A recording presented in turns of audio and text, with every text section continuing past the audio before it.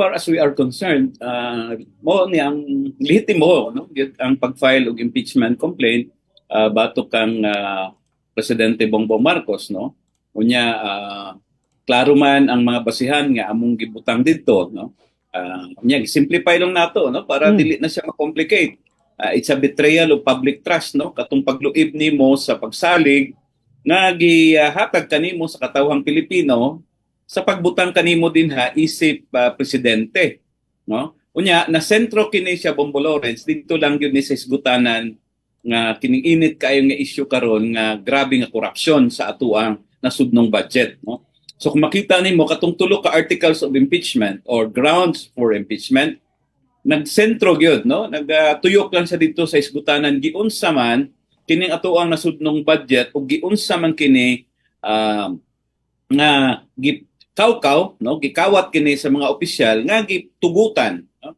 Ang among arguments dinhi gi-systematize kini, gi-institutionalize sa Marcos administration ug mauna nga nag-involve kini og dili lang millions sa Bombo Lawrence, billions, hundreds of billions of taxpayers money, no.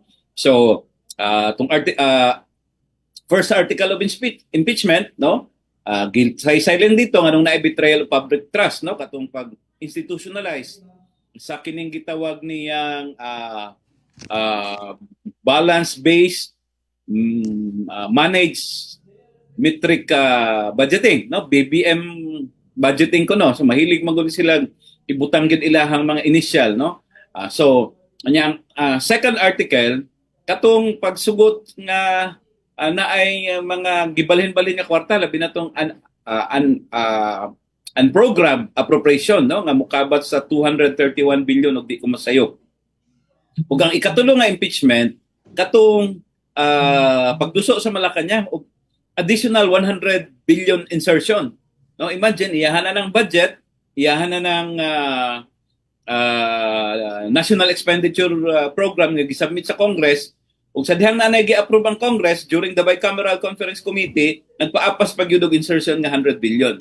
So muna ang tulo ka articles of impeachment, Bombo Lawrence, no, sama sa akong giingon ang among argument dinhi pag kini pagluib kini, no, sa pagsalig nga gihatag sa katawhang Pilipino kay isip presidente imong gipasalig nga imong protektahan ang interes sa katawhang Pilipino,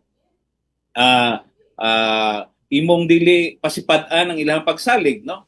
So unsa may nahitabo dinhi, dili niya pwede himuong palusot Bombo Lawrence nga kung may nagpaimbestiga ni ana. In the first place, kinsa ba nagpropose ani nga budget?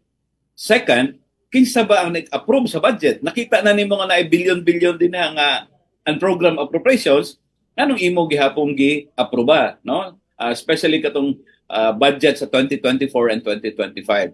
So hopefully kini nga complaint, Bombo Lawrence, no, madusok kini kung dili man makakuha dayon og 1/3, madusok kini dito sa Committee on Justice, no, when Congress resumes this Monday sa ilang session.